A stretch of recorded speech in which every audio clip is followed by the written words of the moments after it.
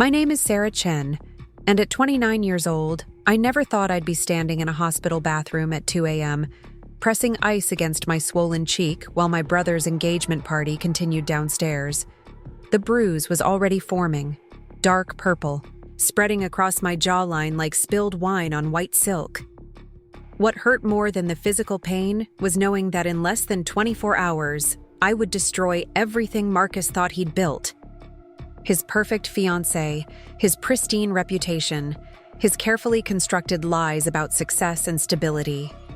He had no idea that his baby sister had been keeping track of every secret, every unpaid debt, every forged document that kept his house of cards from tumbling down. Before we jump back in, tell us where you're tuning in from. And if this story touches you, make sure you're subscribed, because tomorrow, I've saved something extra special for you. Growing up in Portland, Oregon, Marcus and I were supposed to be the success story our immigrant parents dreamed of when they arrived from Taiwan with nothing but determination and 2 suitcases. Our father, David Chen, worked 16-hour days at his small electronics repair shop while our mother, Linda, cleaned office buildings at night to pay for our education. They scraped together every penny to move us from the cramped apartment above the shop to a modest 3-bedroom house in Beaverton when I was 12 and Marcus was 15. Marcus was always the golden child, and I understood why. At 6'2", with sharp cheekbones and an easy smile, he commanded attention wherever he went. While I spent my teenage years buried in books, struggling with acne and thick-rimmed glasses, Marcus was student body president, star of the debate team, and somehow managed to maintain a 3.8 GPA while working part-time at a local tech startup. Our parents would beam with pride whenever neighbors asked about their children, always leading with Marcus's achievements before mentioning my academic scholarships almost as an afterthought. I didn't resent it then. Marcus was my protector, the big brother who walked me to school when bullies made fun of my accent, who helped me with calculus homework even when he was exhausted from his own responsibilities.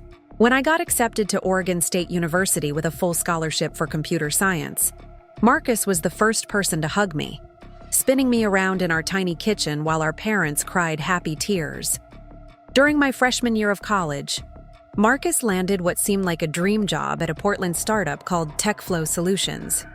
The company specialized in financial software for small businesses, and Marcus quickly worked his way up from junior developer to team lead.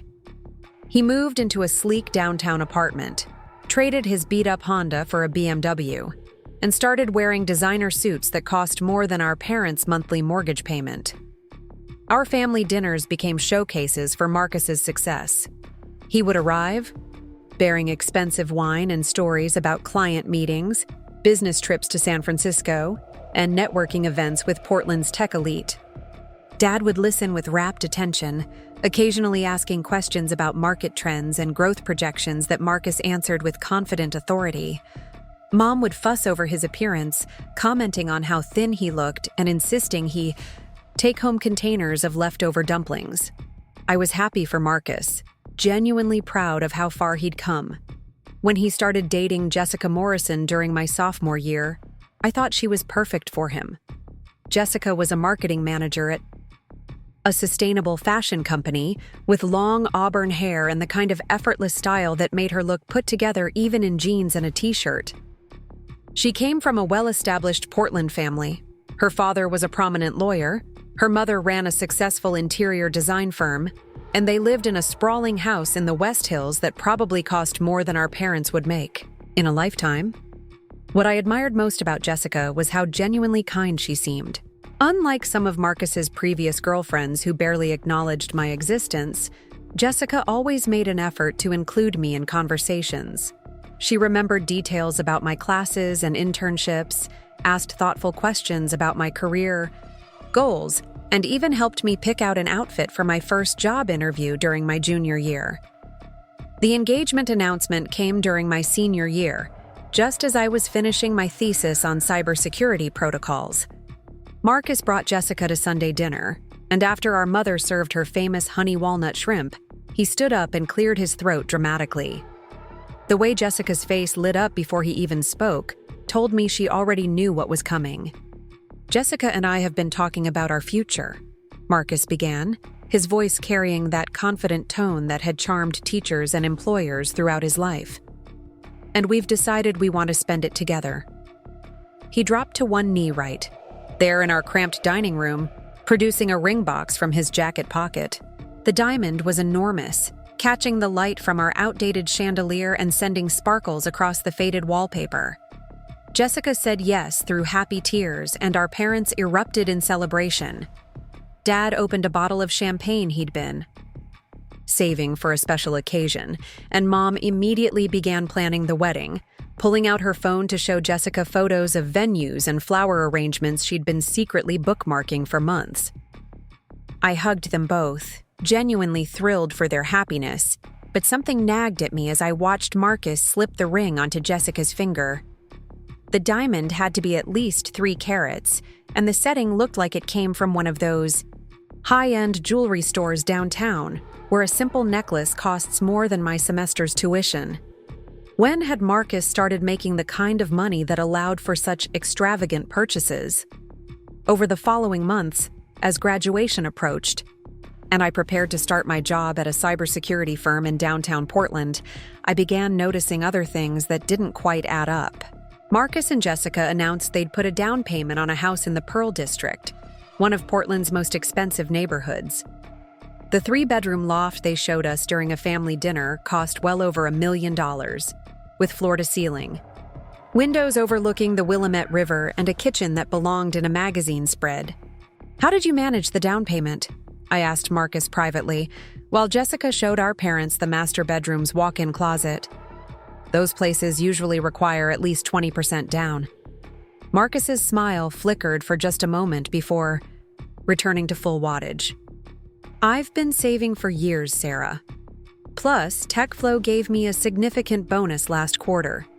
Things are really taking off for us." But something in his eyes made me uncomfortable, a defensive flash that reminded me of when we were kids and he'd been caught sneaking cookies before dinner. Still, I had no reason to doubt him. Marcus had always been ambitious and hardworking, and the tech industry in Portland was booming. It made sense that his career was flourishing. The engagement party was scheduled for a Saturday evening in late spring, just 2 weeks after my college graduation. Jessica's parents offered to host it at their West Hills estate, complete with a professional catering service and a jazz quartet. The guest list included everyone from our extended family to Marcus's colleagues. Preparing and narrating this story took us a lot of time, so if you are enjoying it, subscribe to our channel. It means a lot to us. Now back to the story. The way he sees it, both Chen siblings are conquering the world. Her words warmed my heart, but they also intensified the pressure I felt to live up to everyone's expectations. Starting my cybersecurity job meant I'd be working with sensitive financial data and conducting security audits for various companies around Portland. The training had been intense, covering everything from fraud detection to digital forensics, and I'd surprised myself with how naturally the investigative aspects came to me. The week before the engagement party, I was working late at the office, running security protocols on a client's database when I stumbled across something that made my blood run cold. The system had flagged several suspicious transactions from a company called TechFlow Solutions, indicating potential fraudulent activity involving falsified invoices and phantom employees. My hands shook as I scrolled through the data, hoping I was misreading something or that this was a different TechFlow entirely. But the address matched the building where Marcus worked, and the transaction patterns suggested systematic embezzlement spanning several months. According to the security audit, someone at TechFlow had been creating fake vendor accounts, approving payments to shell companies, and siphoning money through a complex network of fraudulent transactions. I sat in my cubicle until nearly midnight, cross-referencing the data and trying to find any explanation that didn't implicate my brother. But the evidence was overwhelming. The fraudulent activities had escalated significantly around the time Marcus received his supposed promotion and bonus, and the amounts involved were substantial enough to fund exactly the kind of lifestyle he'd been living. Sleep didn't come easily that night. I tossed and turned in my small studio apartment, my mind racing with possibilities and explanations. Maybe Marcus wasn't involved directly. Maybe he was just an unwitting employee at a company where higher-ups were committing fraud. Maybe the timing was coincidental and his success was legitimate. But deep down, I knew better. The Marcus I'd grown up with was ambitious to a fault. Someone who would do whatever it took to achieve the success our parents had sacrificed so much for us to attain. The pressure to be the golden child, to justify their faith in the American dream, might have driven him to make choices he never would have considered otherwise. I spent the next few days in a haze, going through the motions at work while internally debating what to do with the information I'd discovered. Confronting Marcus directly seemed like the most straightforward approach. But what if he denied everything? What if I was wrong and accusing him destroyed our relationship for nothing? On the other hand, if I was right, how could I stand by and watch him marry Jessica under false pretenses? The morning of the engagement party, I drove to Marcus's Pearl District loft hoping to find the courage to ask him directly about TechFlow's financial irregularities. He answered the door in expensive pajamas, his hair perfectly tousled in that effortless way that probably took 20 minutes to achieve. "Sarah, you're early," he said, glancing at his Rolex. "Jessica's at the salon getting her hair done. Did we have plans this morning?" "I wanted to talk to you about something," I said, stepping into the loft's spacious foyer. Even in the morning light, the place was stunning. Hardwood floors stretched across an open floor plan, and the kitchen island was larger than my entire apartment's living area. "Everything okay?" Marcus asked, leading me to the living room where a massive sectional sofa faced floor-to-ceiling windows overlooking the river. "You seem tense." I sat down carefully, trying to find the right words. "Marcus, I need to ask you something, and I need you to be completely honest with me." His expression shifted slightly, that same defensive flash I'd noticed before. Of course, what's going on?" "Is everything at TechFlow legitimate?" I asked, watching his face carefully. "Your promotion, the bonus, all the money for the house and the ring. Where is it really coming from?" For a moment, Marcus just stared at me, and I could see calculations happening behind his eyes. When he finally spoke, his voice carried a coldness I'd never heard before. "I can't believe you're asking me this," he said, standing up and walking to the windows. "After everything I've worked for, everything I've achieved, my own sister thinks I'm some kind of criminal." "I'm not accusing you of anything," I said quickly. "I just need to understand because there are some financial irregularities at your company that—" "Stop." Marcus turned around, his face flushed with anger. "Just stop right there. I don't know what you think you've discovered with your little computer games, but I've earned everything I have through hard work and talent. The fact that you can't accept that says more about you than it does about me." The accusation stung, but I pressed on. "Marcus, if you're in some kind of trouble, maybe I can help. But Jessica deserves to know the truth before she marries you." The mention of Jessica seemed to flip a switch in Marcus. His expression went from angry to furious, and he took a step toward me that felt distinctly threatening. "You're not going to ruin this for me," he said, his voice low and dangerous. "Jessica and I are perfect together. We're building something beautiful, and I'm not going to let your jealousy destroy it." "Jealousy?" I stood up, my own anger rising. "This isn't about jealousy, Marcus. This is about honesty and doing the right thing." "The right thing?" Marcus laughed bitterly. "You mean the right thing according to Saint Sarah, who's never taken a risk in her entire life? Who's never had to fight for anything because it all comes so easily to her?" His words hit me like a physical blow. "That's not fair. You know how hard I've worked." "Do I?" Marcus moved closer, and I could see something in his eyes that scared me. "Because from where I stand, it looks like my little sister has always gotten everything handed to her while I've had to claw my way to success. And now that I finally have something good, something that makes me happy, you want to take it away. I don't want to take anything away, I said, backing toward the door. I just think Jessica deserves to know the truth. The truth? Marcus's voice rose. The truth is that you've been living in my shadow your entire life, and you can't stand that I'm finally getting the recognition I deserve. The truth is that you're so pathetic and lonely that you can't stand to see me happy. The words were cruel and calculated, designed to hurt in the way only a sibling could. But what terrified me more was the way Marcus was looking at me, as if I were an enemy rather than his sister. Marcus, please, I said, my voice shaking. This isn't about us. This is about protecting Jessica from what? Marcus stepped closer again, and I could see the veins standing out in his neck. From marrying a successful man who loves her? From having the life she deserves? From marrying someone who's lying to her, I said, finding my courage. From building a future on stolen money. The silence that followed was deafening. Marcus stared at me for what felt like an eternity, and I watched as the last traces of the brother I'd known disappeared from his face. Get out, he said quietly. Marcus, get out, he screamed, the sound echoing off the loft's high ceilings. Get out of my house and stay away from my engagement party. I don't want to see you anywhere near Jessica or our friends.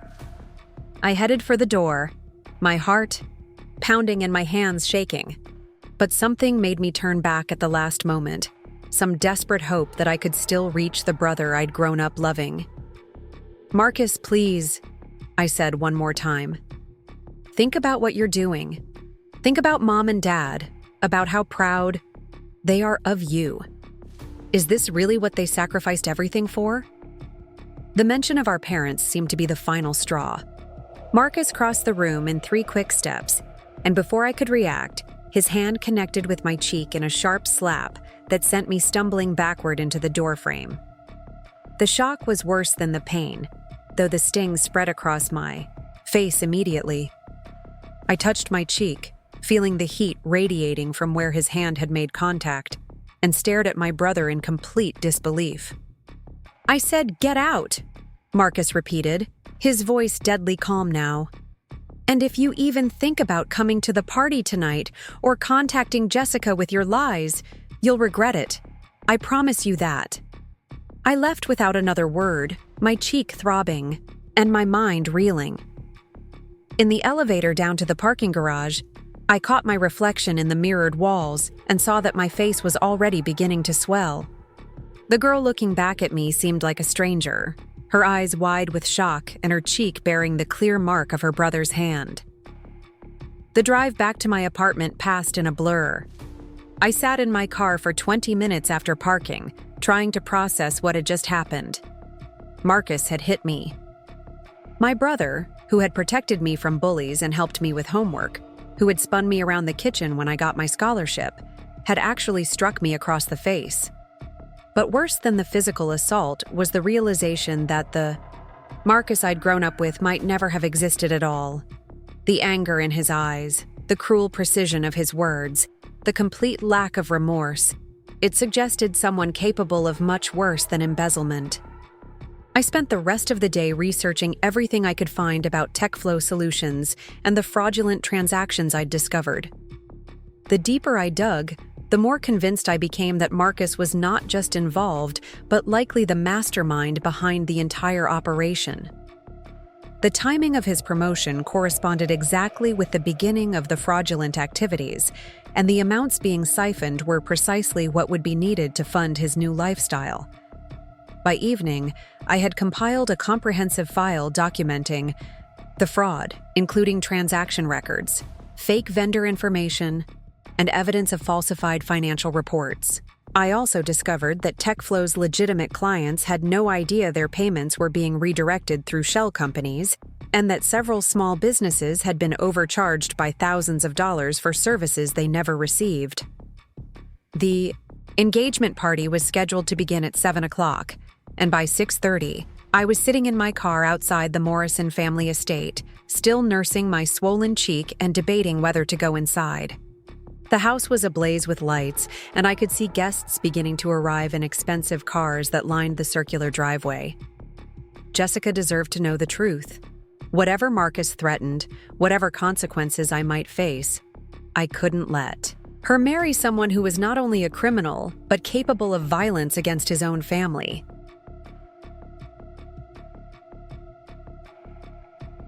She was kind and genuine, someone who had shown me nothing but warmth and acceptance, and she was about to tie her life to a man who was living a complete lie.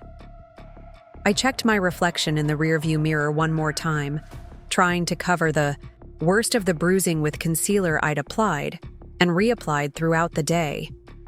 It wasn't perfect, but in the dim lighting of an evening party, it might be enough to avoid immediate questions. Taking a deep breath, I grabbed the printed file of evidence from my passenger seat and walked toward the front door of the Morrison house. The sound of jazz music and laughter drifted from the backyard, where the party was clearly in full swing. I could see string lights twinkling between the trees and the silhouettes of well-dressed guests mingling on the patio. The front door was answered by a uniformed server who directed me toward the backyard. As I walked through the Morrisons' elegantly appointed house, past family photos and expensive artwork, I felt like I was walking toward my own execution. Once I shared what I knew about Marcus, there would be no going back. Our family would be shattered. His engagement would likely be over, and I would forever be the sister who destroyed his life. But as I stepped onto the patio and saw Jessica across the yard, radiant in a flowing cream-colored dress and laughing at something one of her friends had said, I knew I was doing the right thing. She deserved a partner who was honest and trustworthy, someone who would build a life with her based on truth rather than deception. Marcus spotted me almost immediately, his face darkening with rage as our eyes met across the crowded patio. He was wearing a perfectly tailored charcoal suit and had his arm around Jessica's waist, playing the part of the devoted fiancé to perfection. For a moment, I wavered, seeing how happy Jessica looked and imagining the pain my revelation would cause. Then I remembered the coldness in Marcus's eyes that morning, the calculated cruelty of his words, and the sharp sting of his hand across my face. This wasn't about destroying his happiness. This was about preventing him from destroying Jessica's entire future. I took another step into the party, clutching the evidence file against my chest like armor, and began making my way toward the woman who was about to become my sister-in-law. Within the next hour, everything would change forever, and for the first time since discovering the truth about Marcus, I felt completely certain I was doing the right thing. The jazz quartet was playing a slow, romantic melody, and the Portland skyline glittered in the distance beyond the Morrisons' perfectly manicured garden. It was a beautiful evening for an engagement party, and it was about to become a night that none of us would ever forget. The warmth of the Morrison estate's backyard enveloped me as I stepped fully into the engagement party, my eyes scanning the crowd of approximately 60 guests who were mingling beneath the carefully strung Edison bulbs that cast a golden glow over the entire gathering. The air smelled of jasmine from Mrs. Morrison's prized garden and the faint aroma of the catered dinner that was being served on elegant white china at scattered cocktail tables throughout the space. Jessica's laughter carried across the patio as she stood near the fountain centerpiece, surrounded by what appeared to be her college sorority sisters. She looked absolutely radiant in her cream-colored dress, her auburn hair styled in loose waves that caught the light every time she turned her head. The engagement ring on her left hand sparkled as she gestured while telling some story that had her friends hanging on every word. Marcus stood about 10 feet away from Jessica, deep in conversation with 3 men I recognized as his colleagues from TechFlow Solutions. Even from a distance, I could see the tension in his shoulders, the way his smile seemed forced as he periodically glanced in my direction. He was playing his part perfectly, the successful tech executive celebrating his engagement to Portland's sweetheart. but I could read the anxiety in his posture like a book. I made my way toward the bar area, needing a moment to gather my courage before approaching Jessica.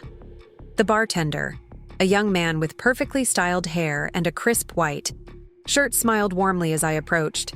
"What can I get for you this evening?" he asked, his voice carrying the practiced cheerfulness of someone who worked high-end events regularly. "Just a club soda with lime, please," I replied, my voice sounding steadier than I felt.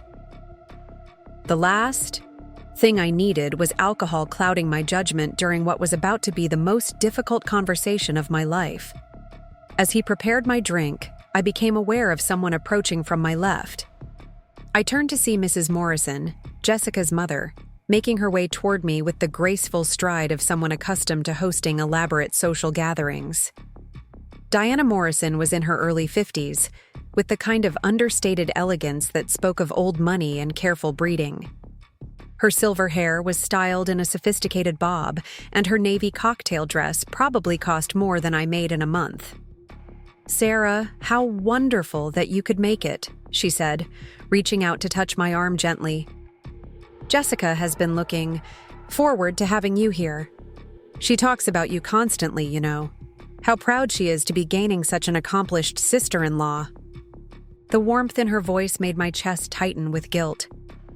Mrs. Morrison had always been kind to me during the few family gatherings I'd attended with Marcus and Jessica. She had a way of making everyone feel welcome in her home. From my parents, with their limited English to me with my obvious social awkwardness at these types of events. "Thank you for hosting such a beautiful party," I managed to say, accepting my club soda from the bartender. "Everything looks perfect." "Oh, you know how Jessica is about details," Mrs. Morrison replied with a fond smile. "She insisted on handling most of the planning herself. She said she wanted everything to reflect both her personality and Marcus's taste. Such a thoughtful girl, always thinking about others." The irony of her words wasn't lost on me. Jessica was indeed thoughtful and considerate, which made what I was about to do even more difficult. But those same qualities meant she deserved a partner who would treat her with the same respect and honesty she showed everyone else. "Mrs. Morrison," I began carefully, "would it be possible for me to speak with Jessica privately for a few minutes? There's something important I need to discuss with her." Something in my tone must have alerted her to the seriousness of my request, because her smile faltered slightly. "Of course, dear. Is everything all right?" "You look a bit pale." I touched my cheek self-consciously, hoping the concealer was still doing its job in hiding the worst of the bruising. "I'm fine, just a little tired from work. The new job has been demanding." "Well, let me go fetch Jessica." "For you," Mrs. Morrison said, though her eyes lingered on my face with what looked like concern. "Why don't you wait in my study? It's quieter there, and you'll have more privacy." She led me back through the house to a cozy room lined with bookshelves and dominated by a large mahogany desk. Family photos covered every available surface, including several recent ones of Jessica and Marcus looking blissfully happy at various events and vacations. Seeing their smiling faces in Mrs. Morrison's study made the weight of what I was about to do feel even heavier. "I'll send Jessica in shortly," Mrs. Morrison said, closing the door behind her as she left. I sat down in one of the leather chairs, facing the desk, and placed the file folder containing my evidence on the side table next to me. My hands were shaking slightly, and I clasped them together in my lap to stop the trembling. Through the study's window, I could see the party continuing in the backyard, guests laughing and mingling while a jazz vocalist had joined the quartet to perform what sounded like classic standards. The door opened about 5 minutes later, and Jessica entered with a bright smile that immediately dimmed when she saw my expression. She was even more beautiful up close, her skin glowing with happiness and health, her eyes bright with the kind of joy that comes from being deeply in love and surrounded by family and friends celebrating that love. "Sarah, your mom said you needed to talk to me," she said, settling into the chair across from me. "Is everything okay? You look upset." I took a deep breath, knowing that once I started speaking, there would be no going back. Jessica, I need to tell you something about Marcus, and I need you to listen to everything I have to say before you respond. Her smile disappeared completely, replaced by a look of concern mixed with confusion. What do you mean? Did something happen between you two? In a way, yes, I said, touching my cheek again where the swelling had gone down, but the bruise was still visible if you knew where to look. This morning I went to see Marcus because I'd discovered some information about his work that I thought you should know about before the wedding. Jessica leaned forward in her chair, her engagement ring catching the light from the desk lamp. What kind of information? I reached for the file folder, my heart pounding so hard I was certain she could hear it. Jessica, Marcus isn't the successful tech executive he's pretending to be. He's been embezzling money from his company for months, possibly longer. Everything he's bought recently, this house you're planning to live in, your engagement ring, the lifestyle he's been providing, it's all been funded by stolen money. The words hung in the air between us like a physical presence. Jessica stared at me for a long moment, her face cycling through disbelief, confusion, and something that might have been anger. That's impossible, she said finally, her voice barely above a whisper. Marcus would never do something like that. He's the most honest person I know. I opened the file folder and began laying out the documents I'd printed, explaining each piece of evidence in the clear, methodical way I'd learned during my cybersecurity training. Bank records showing payments to shell companies that didn't exist. Falsified invoices for services that were never provided. A pattern of financial manipulation that had been systematically draining tech flow solutions for months. I work in cybersecurity, I explained as Jessica examined the documents with growing horror. I came across these irregularities during a routine audit. The transactions all trace back to accounts that Marcus has access to, and the timing corresponds exactly with his supposed promotion and bonus.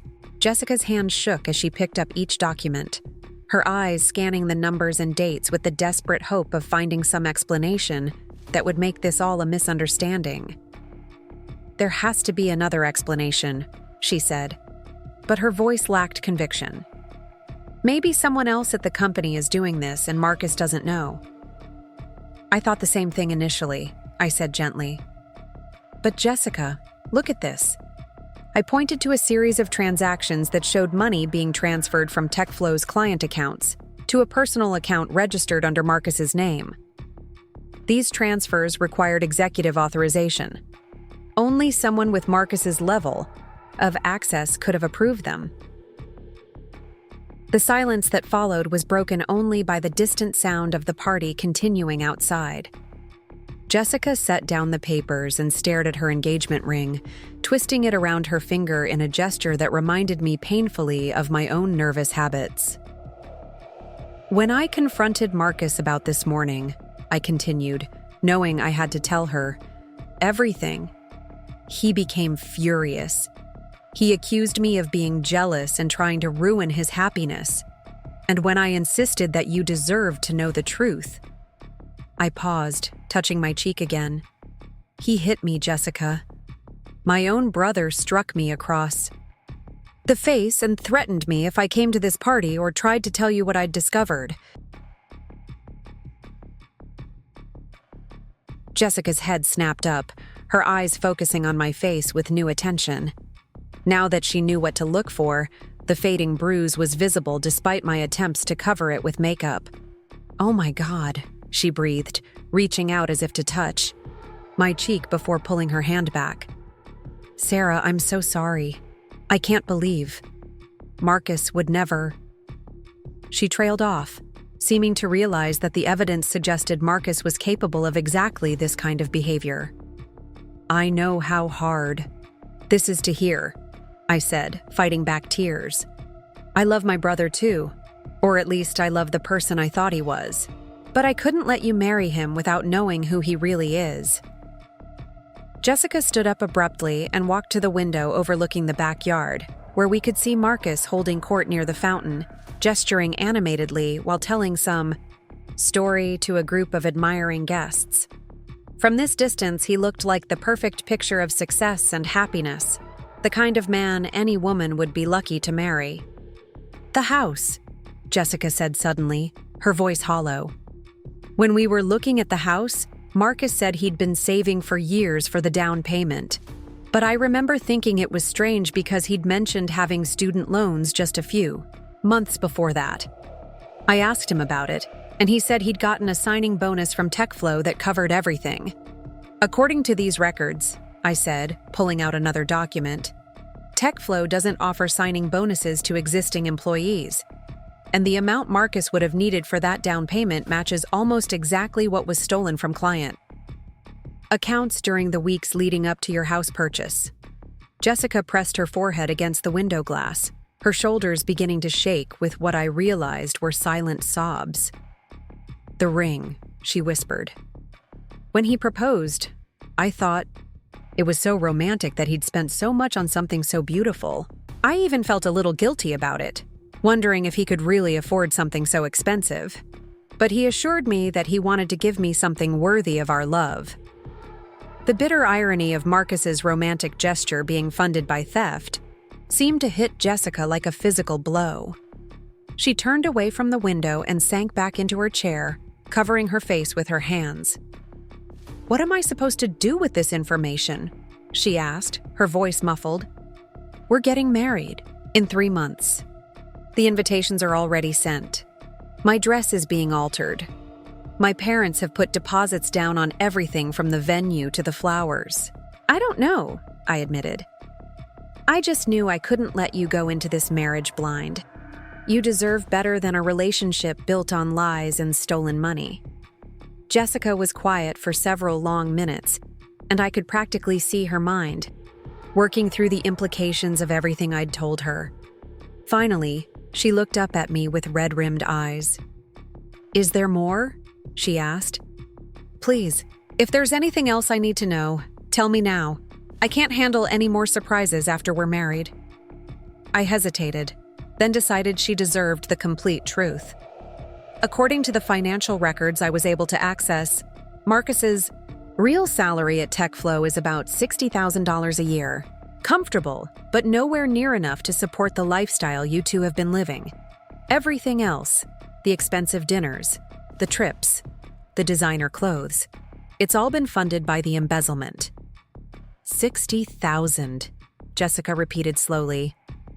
He told me he was making 6 figures, that the promotion had nearly doubled his salary. "I'm sorry," I said, meaning it with every fiber of my being.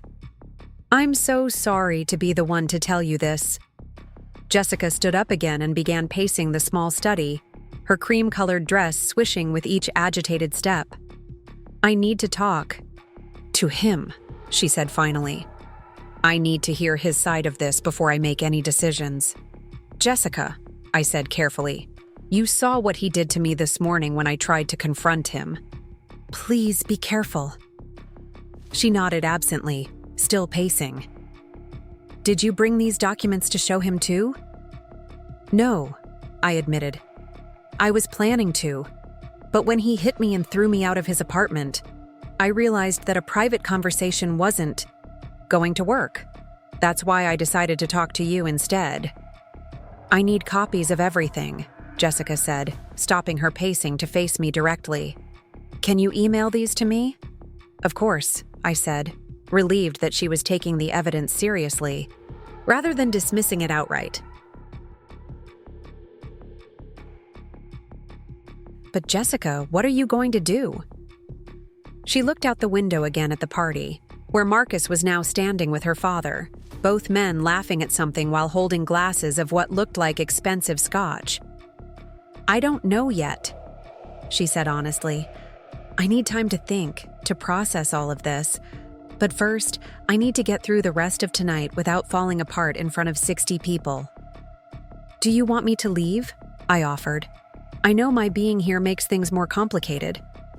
Jessica turned to look at me with surprise. "Absolutely not. You're the only person here telling me the truth. Besides," she added with a weak smile, "if Marcus thinks he can intimidate you into staying away by hitting you, He's about to learn that he severely underestimated both of us. The determination in her voice gave me hope that Jessica was stronger than Marcus had calculated. She might have been raised in privilege and comfort, but there was steel beneath her polished exterior. "What do you need me to do?" I asked. "Now nothing," Jessica said, smoothing down her dress and checking her reflection in the window. "I'm going to go back out there and play the happy fiancé for the rest of the evening. Tomorrow, when I've had time to think clearly, I'll figure out my next move. And Marcus?" Jessica's expression hardened in a way I'd never seen before. "Marcus is going to get exactly what he deserves, but not tonight. Tonight, I'm going to let him enjoy his party, because it might be the last celebration he has for a very long time." We returned to the party together, Jessica immediately resuming her role as the gracious hostess, while I hung back near the edge of the gathering, nursing my club soda and watching the dynamics play out with new eyes. Marcus spotted us returning and his face tightened with barely controlled anger when he saw that Jessica and I had clearly been talking privately. He excused himself from his conversation and made his way toward us with the determined stride of someone preparing for confrontation. Jessica saw him coming and squeezed my arm gently. "Remember," she whispered, "we're just two sisters-in-law to be chatting at a party. Nothing more." "Jessica, sweetheart," Marcus said as he reached us, his voice carrying false warmth while his eyes remained cold. "I was wondering where you'd disappeared to." "I was just showing Sarah your mother's study," Jessica replied smoothly, slipping her arm through Marcus's with practiced ease. She was admiring all the family photos. Marcus's gaze flicked to me, and I could see him trying to read my expression for any sign of what Jessica and I had discussed. "Sarah," he said, his tone carefully neutral, "I'm surprised to see you here. I thought you might be too busy with your new job to make it tonight." The threat in his words was subtle but unmistakable. He was reminding me of our conversation that morning and his warning about staying away from the party. But seeing Jessica's quiet strength and determination had given me courage I hadn't known I possessed. "I wouldn't miss celebrating my brother's engagement," I replied, meeting his gaze steadily. "Family is so important, don't you think?" The muscle in Marcus's jaw twitched, and I could see him fighting the urge to say something that would reveal his true feelings in front of Jessica and the other party guests who were within earshot. "Of course," he said through gritted teeth. "Family means everything." "I was just telling Sarah about our honeymoon plans," Jessica interjected smoothly, though I noticed her grip on Marcus's arm had tightened. "The resort in Tuscany looks absolutely divine." "It should be memorable," Marcus said, his confidence returning as he talked about their upcoming wedding. "Nothing but the best for my beautiful fiancé." "Tuscany sounds expensive," I commented casually. "But I suppose with your recent promotion and bonus, you can afford to splurge a little." Marcus's smile became strained, and I could see sweat beginning to form at his hairline despite the cool evening air. When you work hard and make smart financial decisions, you can afford the finer things in life. "Smart financial decisions," I repeated, savoring the irony. "That's so important in a marriage, isn't it, Jessica? Complete honesty about money and where it comes from." Jessica's expression remained perfectly composed, but I caught the slight tightening around her eyes that suggested she was struggling to maintain her facade. "Absolutely," she agreed. "Trust and transparency are the foundation of any strong relationship." The conversation was interrupted by the arrival of Jessica's father, Richard Morrison, who approached our small group with the confident bearing of a successful lawyer accustomed to commanding rooms. He was a distinguished man in his late 50s, with silver hair and the kind of presence that suggested he was used to being the most important person in any gathering. "Marcus, my boy," he said, clapping Marcus on the shoulder with genuine warmth. "I was just telling the Hendersons about that business deal you closed last month. Impressive work, bringing in that kind of client." Marcus's face lit up with what appeared to be genuine pleasure at the praise. "Thank you, Mr.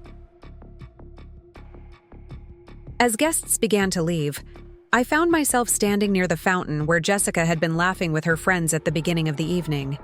She approached me as I was preparing to say my goodbyes, having successfully avoided any further direct conversation with Marcus throughout the remainder of the party. "Thank you for staying," she said quietly, glancing around to make sure we weren't being overheard. "And thank you for telling me the truth, even though I know it couldn't have been easy." "Are you going to be okay tonight?" I asked, concerned about how she would handle being alone with Marcus after everything I'd revealed. "I'll be fine," she assured me, though I could see the exhaustion in her eyes. "I'm going to stay at my parents' house tonight. I told Marcus I had too much champagne and didn't want to risk the drive to the Pearl District." "Smart thinking," I said, relieved that she wouldn't be confronting Marcus while emotions were still running high. "If you need anything at all, please call me, day or night." Jessica nodded, then surprised me by pulling me into a tight hug. "You're braver than you know," she whispered in my ear. "Your brother may not appreciate it now, but someday, he'll realize you tried to save him from making the biggest mistake of his life." As I drove home through the quiet Portland streets, I couldn't stop thinking about Jessica's words. I had tried to save Marcus, but from what I'd seen tonight, he was too far gone to be saved. The ease with which he lied, the casual way he accepted praise for achievements that were built on theft, and most disturbingly, his willingness to use violence against his own sister suggested someone who had lost touch with basic moral boundaries. Tomorrow would bring consequences that none of us could fully predict. Jessica would have to decide whether to confront Marcus privately or take her concerns to authorities. Our parents would eventually learn that their golden child was not the success story they believed him to be. And Marcus would discover that his carefully constructed life was about to collapse completely. But as I pulled into my apartment complex and saw the lights of downtown Portland twinkling in the distance, I felt a strange sense of peace. I had done the right thing, regardless of the personal cost.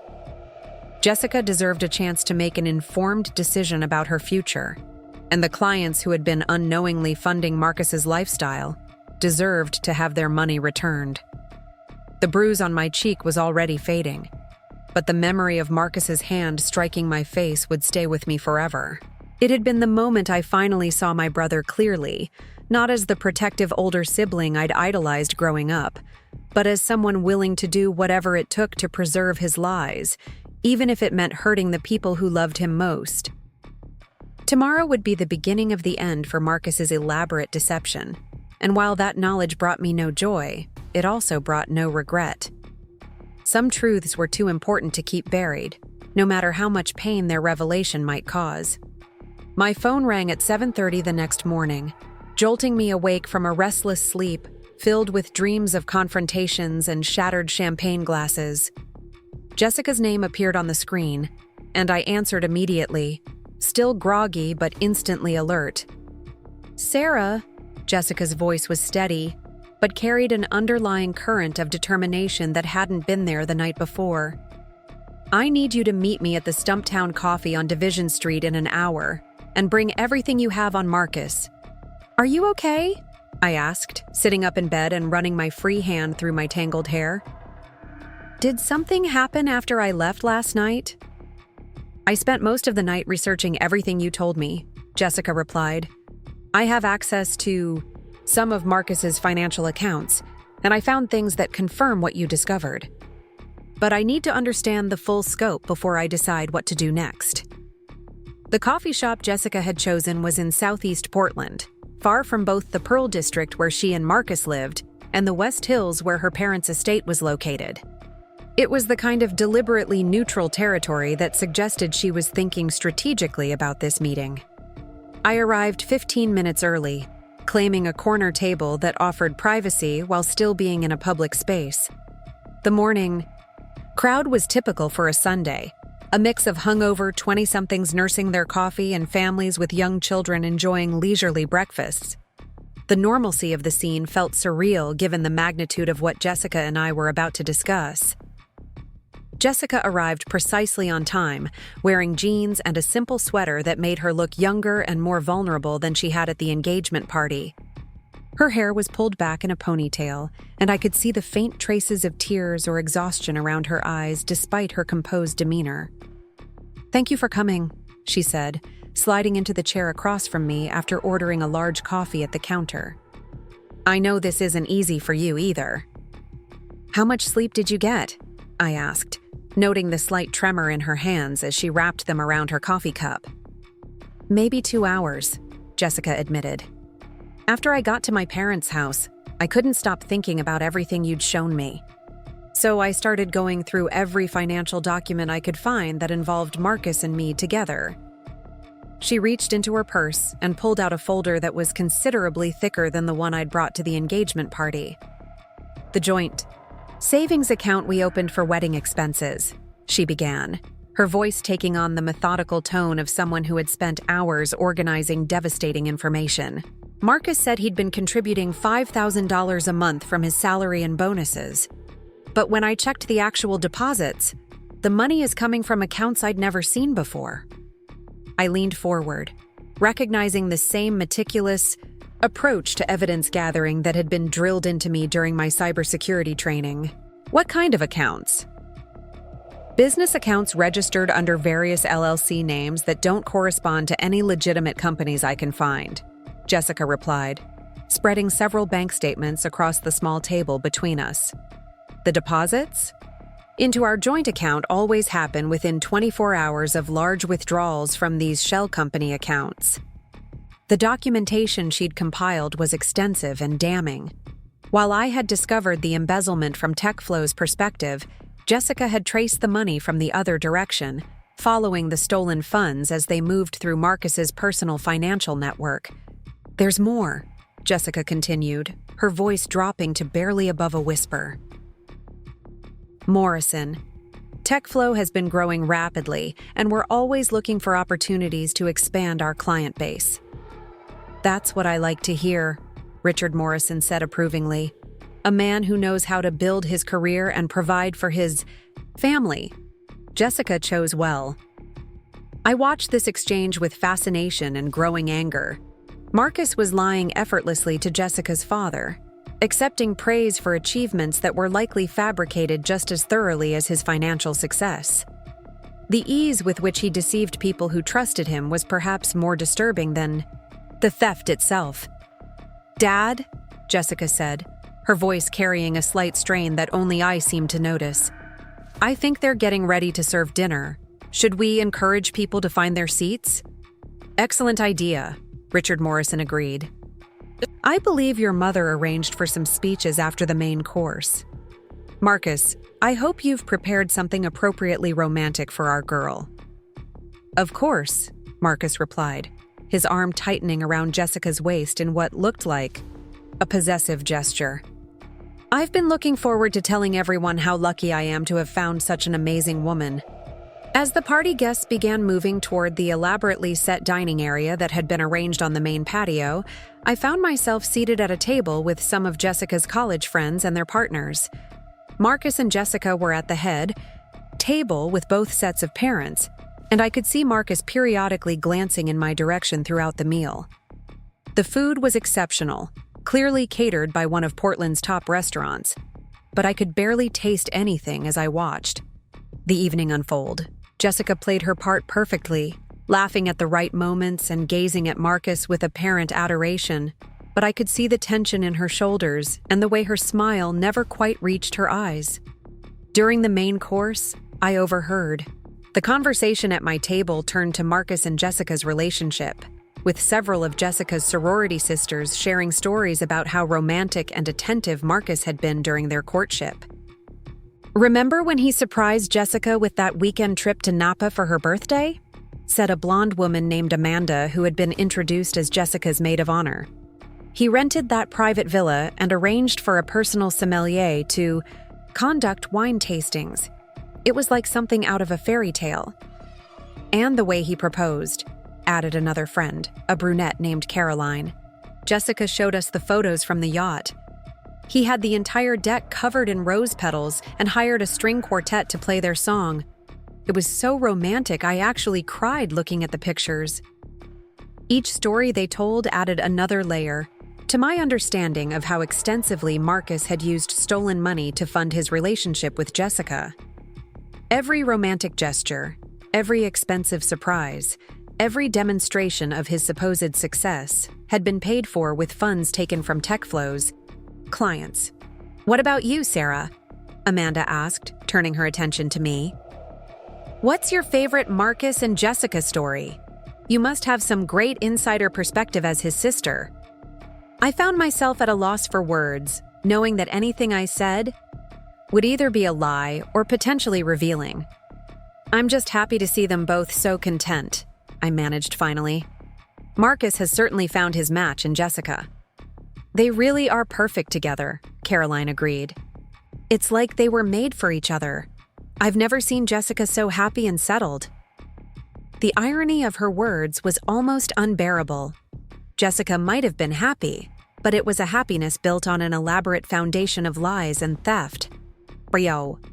Tomorrow, when she'd had time to fully process what I'd told her, that happiness would be shattered completely. After dinner, Richard Morrison stood to give a toast, followed by Marcus's father, David Chen, who spoke in heavily accented English about how proud he was of his son's success and how happy he was to welcome Jessica into their family. Watching. My father's genuine pride and joy was almost more than I could bear, knowing how devastated he would be when the truth about Marcus eventually came out. Finally, it was Marcus's turn to speak.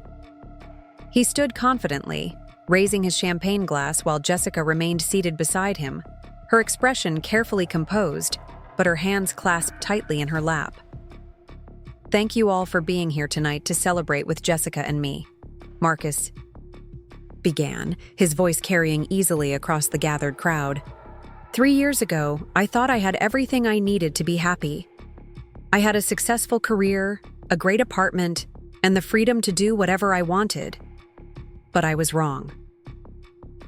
He paused to look down at Jessica, his expression softening in what appeared to be genuine affection. I was wrong because I hadn't met Jessica yet. From the moment she walked into that coffee shop downtown and accidentally spilled her latte on my laptop, I knew my life was about to change in the best possible way. The crowd chuckled appreciatively at this reference to their meet-cute story, which I'd heard several times but now wondered if it was just another fabrication in Marcus's carefully constructed narrative. "Jessica has made me a better man," Marcus continued, his hand resting on her shoulder. "She's supported my ambitions, celebrated my successes, and shown me what it means to build a life with someone who truly understands and believes in you. In 3 months, I get to marry my best friend, my partner, and the love of my life." He raised his glass higher, and the rest of the party followed suit. "To Jessica, for saying yes to forever with me. I promise to spend the rest of my life proving that I'm worthy of your love and trust." The crowd erupted in applause and calls of cheers, and I watched Jessica stand to accept Marcus's kiss with what appeared to be loving enthusiasm. But I could see the tension in her posture, the slight tremor in her hand as she raised her champagne glass, and the way her smile faltered for just a moment when Marcus pulled away from their embrace. The rest of the evening passed in a blur of congratulations, dancing to the jazz quartet's romantic repertoire, and conversations about wedding plans that I now knew might never come to fruition. I stayed until nearly 11 o'clock, partly out of support for Jessica, and partly because I wanted Marcus to know that his threats hadn't succeeded in intimidating me into hiding. The house we're supposed to move into after the wedding. The down payment didn't come from Marcus's savings like he told me. It came from a cashier's check issued by one of these fake companies. "Jessica," I said gently, "you know what this means, right?" She nodded, tears beginning to well up in her eyes despite her obvious efforts to remain composed. "It means everything about our relationship has been built on stolen money. Every expensive dinner, every weekend getaway, every piece of jewelry he's given me, All of it was paid for with money that belongs to other people. The weight of this realization seemed to settle over her like a physical force. Jessica had been planning to marry someone she thought was successful and honest, only to discover that the man she loved was essentially a criminal who had been using their relationship as a cover for increasingly elaborate theft. "What are you going to do?" I asked, though I suspected from her demeanor that she had already made her decision. "I'm going to confront him," Jessica said firmly. "This morning. I asked him to meet me at our house at 10 o'clock. I told him I wanted to discuss some last-minute wedding details." "Jessica, I don't think that's safe," I said, remembering the cold anger in Marcus's eyes when he'd struck me. "If he's desperate enough to hit his own sister, there's no telling how he might react when he realizes you know everything." "I've thought about that," Jessica replied, pulling out her phone. "I've already sent copies of all this documentation to 3 different people: my father, my best friend who's a lawyer, and my cousin who works for the FBI's white-collar crime division. If anything happens to me, they'll know exactly where to look and what questions to ask." The thoroughness of her preparation impressed me, but it also highlighted just how dangerous she believed the confrontation might be. Jessica wasn't just ending an engagement. She was potentially exposing herself to retaliation from someone who had already demonstrated a willingness to use violence. "I want you to be there," Jessica continued, meeting my eyes directly. "Not in the room, but nearby. I'll leave the front door unlocked, and if you hear anything that sounds like I'm in trouble, call 911 immediately." "Of course," I said without hesitation. "But Jessica, are you sure you want to handle this privately? With the evidence you've gathered, you could go straight to the police and let them deal with Marcus."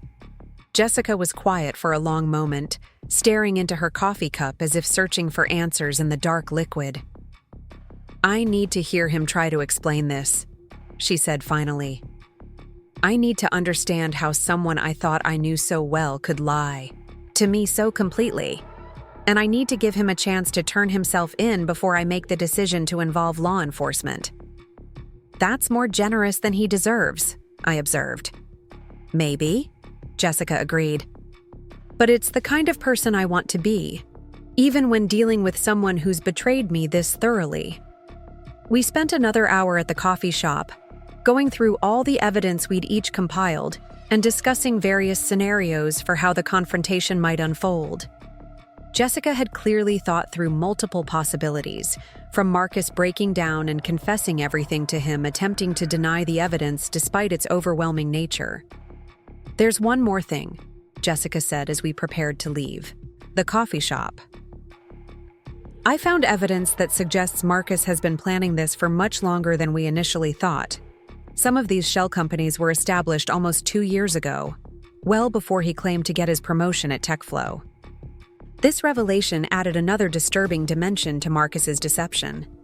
Rather than being a crime of opportunity or desperation, the embezzlement appeared to be a carefully planned long-term scheme that had been designed to fund his relationship with Jessica from almost the very beginning.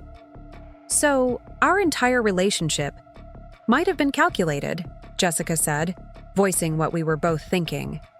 "He might have targeted me specifically because of my family's wealth and social connections."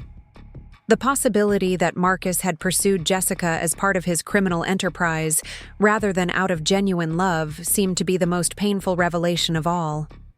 It transformed their 3-year relationship from a romance built on lies into something much more predatory and manipulative.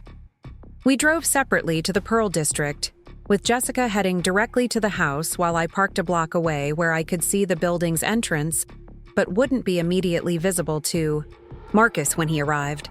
At exactly 10 o'clock, I watched Marcus's BMW pull into the parking garage beneath the building, and I sent Jessica a text message confirming his arrival. The waiting was excruciating. I sat in my car with my phone in my hand, ready to call for help at the first sign of trouble, while trying to imagine the conversation taking place several floors above me. Every few minutes, I checked the time, wondering how long such a confrontation might reasonably take and at what point I should be concerned about the silence. At 10:45, my phone buzzed with a text from Jessica. "Coming down now. Meet me at the coffee shop on the corner in 5 minutes." I drove to the designated meeting spot, a small cafe that served as a neutral location where Jessica could safely debrief without risking another encounter with Marcus. She arrived looking emotionally drained but physically unharmed, sliding into the booth across from me with the exhausted relief of someone who had just survived a harrowing experience. "He confessed to everything," Jessica said without preamble. "Not right away, but once I started showing him the bank statements and the LLC documentation, he realized there was no point in continuing to lie." "How did he react?" I asked, studying her face for any signs that the confrontation had become violent. "At first, he tried to minimize it," Jessica replied, accepting the coffee I'd ordered for her with grateful hands. "He claimed it was just temporary borrowing, that he'd been planning to pay everything back once his legitimate business ventures started generating income. But when I pressed him for details about these supposed ventures, he couldn't provide any real evidence that they existed. The classic pattern of a con artist caught in their web of lies, always promising that the next scheme would make everything right, while using current deceptions to buy time for increasingly desperate measures. "Then he got angry," Jessica continued, her voice becoming quieter. "He accused me of being ungrateful for everything he'd provided, said I was just like everyone else who couldn't appreciate his vision and ambition.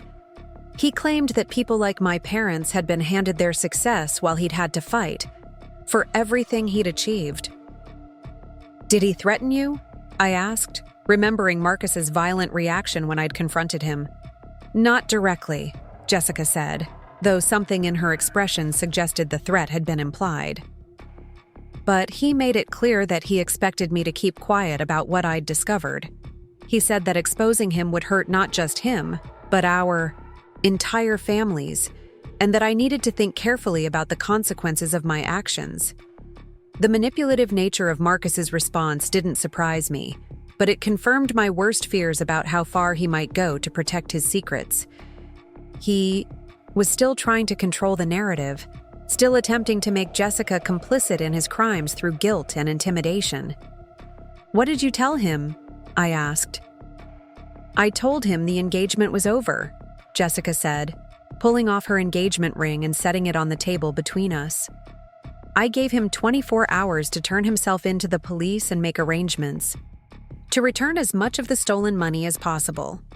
After that, I'm going to contact the authorities myself." The finality in her voice made it clear that this wasn't a negotiation or an ultimatum designed to force Marcus into rehabilitation. Jessica had made the decision to end their relationship permanently and ensure that his crimes faced appropriate consequences. "How did he take that news?" I asked, though I suspected I already knew the answer. "He went through the classic stages," Jessica replied with bitter humor. "Denial, anger, bargaining, and then finally a kind of cold acceptance that was almost more frightening than the anger. He told me I was making the biggest mistake of my life and that I'd regret destroying someone who truly loved me." "Do you think he actually believes that?" I asked. "That this is somehow an expression of love rather than a pattern of criminal behavior?"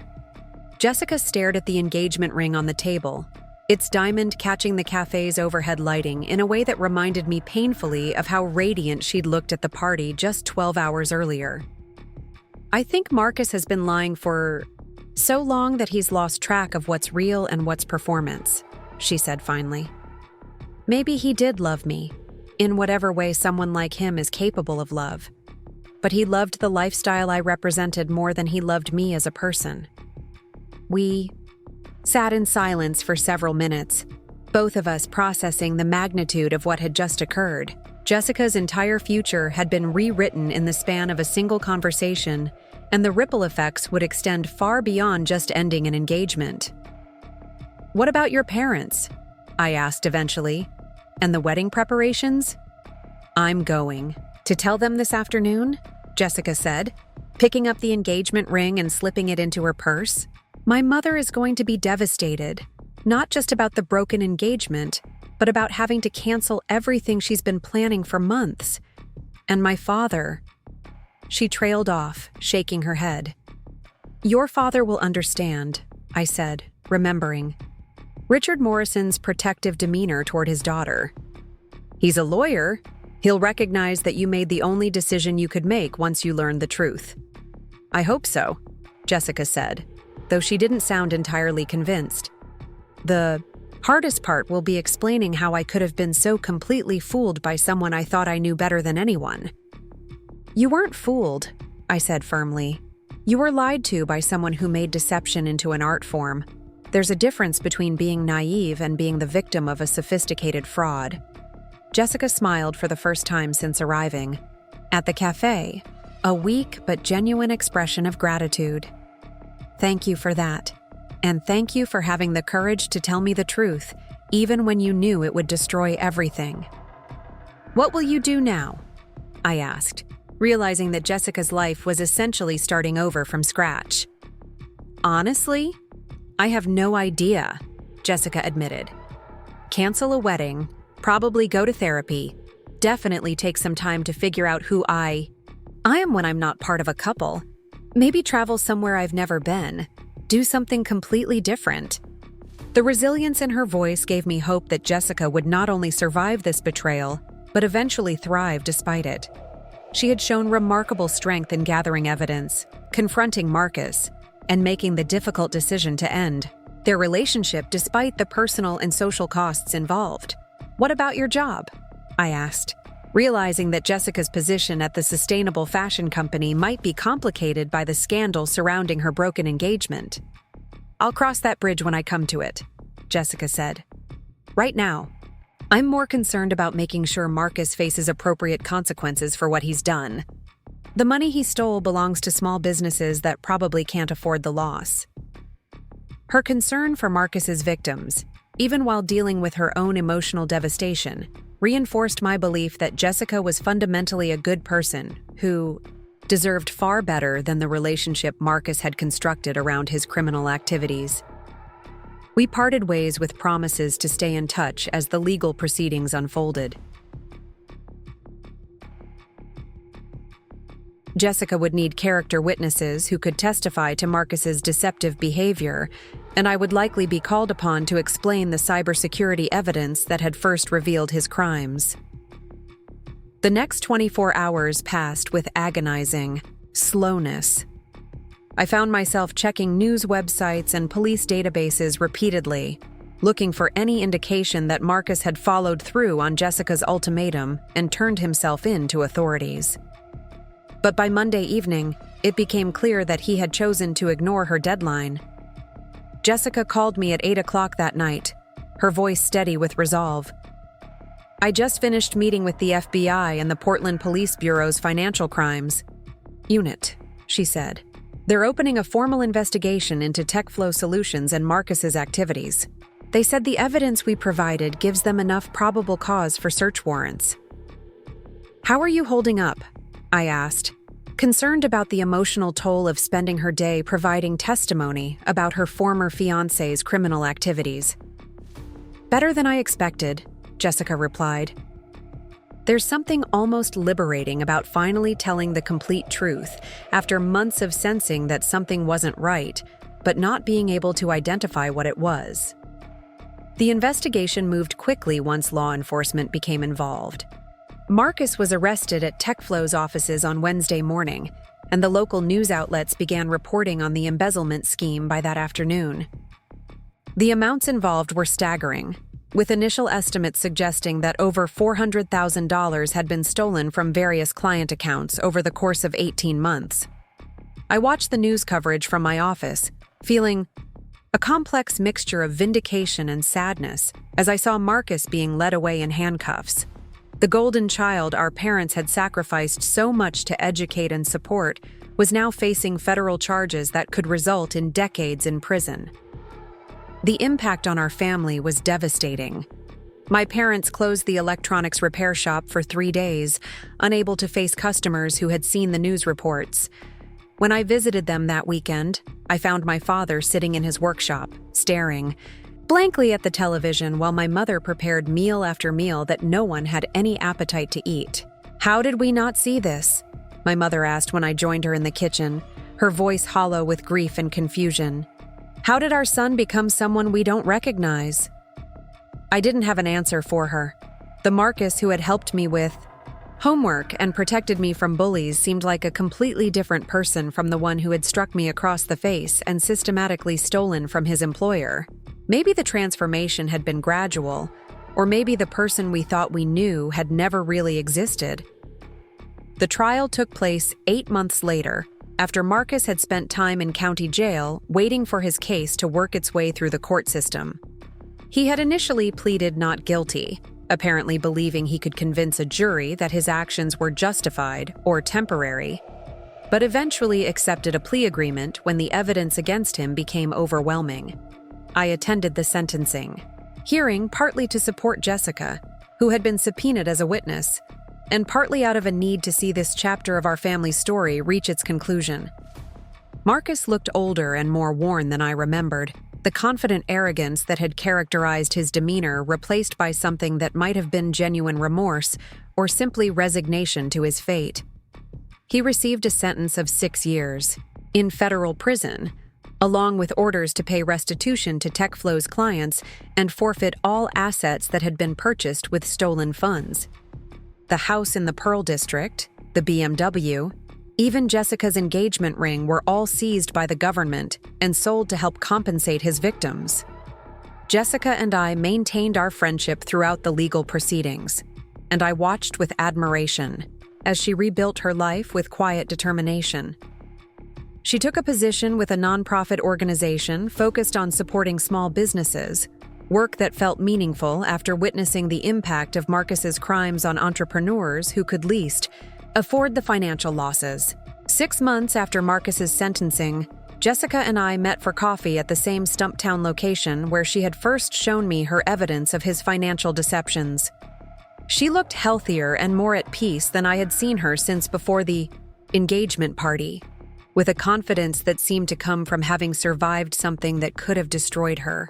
"I got a letter from Marcus last week," she told me as we settled into our familiar corner table. "He's in a minimum security facility in California, and apparently he's been participating in some kind of rehabilitation program for white-collar criminals." "Did he apologize?"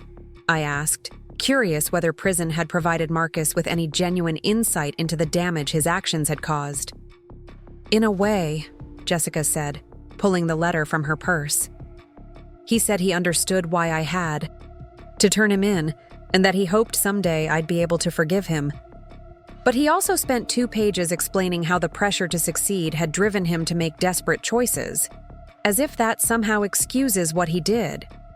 The letter sounded typically Marcus, accepting responsibility in theory while simultaneously providing justifications that minimized his actual culpability. Some people were apparently incapable of genuine remorse, even when facing the consequences of their actions in the starkest possible terms. "Are you going to respond?" I asked. "No," Jessica said firmly. "I've moved on and I don't owe him anything. Certainly not forgiveness. He made his choices, and now he has to live with the consequences." As we talked, I reflected on how much both of our lives had changed since that engagement party, where everything had seemed so perfect on the surface. Jessica had discovered reserves of strength she might never have needed to access if she'd married Marcus and lived the comfortable lie he'd constructed, and I had learned that sometimes protecting the people you love requires being willing to destroy the illusions that make them feel safe. "Do you ever regret it?" Jessica asked, as if reading my thoughts. "Telling me the truth instead of just letting things continue as they were?" "Never," I said without hesitation. "You deserved better than a marriage built on lies and stolen money. And Marcus's victims deserved to get their money back." "I think about that sometimes," Jessica said. "How many small businesses suffered because of what Marcus was doing? How many dreams might have been destroyed because entrepreneurs couldn't access the capital they thought they had?" The ripple effects of Marcus's crimes had extended far beyond our immediate families. tech flow. Solutions had eventually gone out of business, unable to recover from the financial damage and reputational destruction. Several of the company's legitimate employees had lost their jobs, and some of the defrauded clients had been forced to close their own businesses due to the unexpected financial losses. Have you heard anything from your parents about him?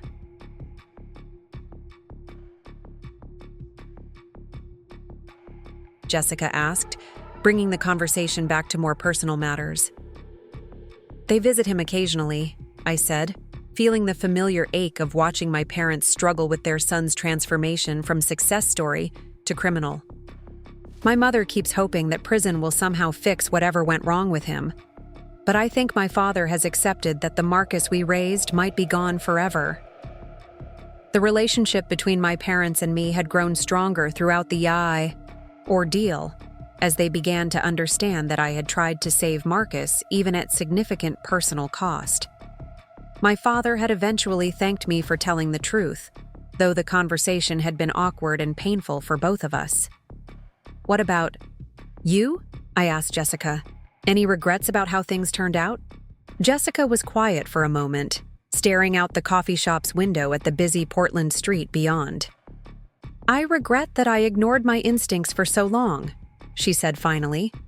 There were signs that something wasn't right, moments when Marcus's stories didn't quite add up, or when his reactions seemed disproportionate to minor questions. But I wanted to believe in the fairy tale so badly that I convinced myself not to dig deeper. That's not your fault, I said. Marcus was deliberately deceiving you. He was good at it because he'd been practicing for a long time. Maybe, Jessica agreed. But I've learned to trust my intuition more since then. If something feels wrong, I investigate it instead of hoping it will resolve itself. As we prepared to leave the coffee shop, Jessica pulled out her phone and showed me a photo from a recent hiking trip she'd taken with some new friends she'd met through her nonprofit work. She looked genuinely happy in the picture, surrounded by people who knew her real story and valued her for who she was, rather than who she appeared to be. I'm thinking about moving, she said as we walked toward our cars. Maybe Seattle or San Francisco. Somewhere I can start completely fresh without everyone knowing me as the woman who was engaged to that embezzler. That sounds like a healthy choice, I said, understanding her desire to escape the constant reminders of her relationship with Marcus. What would you do for work? Same kind of nonprofit development, but maybe on a larger scale, Jessica replied. I've learned that I'm good at investigating financial irregularities, thanks to everything I went through with Marcus. Maybe I can use those skills to help organizations protect themselves from fraud. The irony of Jessica turning her painful experience into professional expertise that could help others seemed fitting. She had survived betrayal by someone she trusted completely and emerged with valuable skills and hard-won wisdom about human nature and financial deception. Marcus would be eligible for parole in 4 years if he maintained good behavior, but the conviction would follow him for the rest of his life. Even after serving his sentence, he would struggle to find employment in any position involving financial responsibility, and the professional reputation he had worked so hard to build was permanently destroyed. Sometimes I wondered if Marcus understood the true cost of his choices, beyond just the prison sentence and financial penalties. He had lost his family's trust, destroyed his relationship with a woman who had genuinely loved him, and forfeited any chance of the legitimate success our parents had sacrificed so much to make possible for both of us. But as Jessica and I said goodbye in the coffee shop parking lot, I felt a sense of peace about the decisions I had made. The truth had been painful for everyone involved, but it had also been necessary. Marcus's victims had received most of their money back. Jessica had escaped a marriage that would have been built on deception, and our family had learned the difference between success and the appearance of success. 3 years later, I received a wedding invitation in the mail. Jessica had met someone through her work in San Francisco, a social worker who shared her commitment to helping others and her appreciation for simple honesty. The invitation was elegant but understated, and the venue was a small garden in Napa. valley rather than an elaborate Portland estate. I attended the wedding with genuine happiness for Jessica, watching as she married someone who clearly adored her for exactly who she was. There were no expensive gestures or lavish displays, just two people who had found authentic love and wanted to celebrate it with their closest friends and family. During the reception, Jessica and I found a quiet moment to talk, and she thanked me again for having the courage to tell her the truth about Marcus, even when doing so had been personally costly. "I never would have found real happiness if I'd stayed trapped in that relationship," she said, watching her new husband laughing with her father across the reception area. "Sometimes the most loving thing someone can do is destroy the illusion that's keeping you from seeing clearly." As I drove back to Portland the next day, I reflected on how much my own life had changed since that engagement party where I'd first decided to confront Marcus about his crimes. I had been promoted twice at my cybersecurity firm, partly based on the skills and reputation I'd developed during the investigation that exposed Marcus's embezzlement scheme. More importantly, I had learned to trust my own moral compass even when following it led to difficult and painful consequences. The decision to tell Jessica the truth about Marcus had been the hardest thing I'd ever done, but it had also been the right thing, and that knowledge gave me confidence to face future challenges with integrity and courage. Marcus was scheduled for release in 18 months, and I sometimes wondered what kind of person would emerge from prison after serving nearly 5 years for his crimes. Would he have gained genuine insight into the damage his choices had caused? Or would he remain convinced that circumstances had forced him into desperate measures? I might never know the answer to that question, but I had made peace with the fact that Marcus's redemption or lack thereof was no longer my responsibility.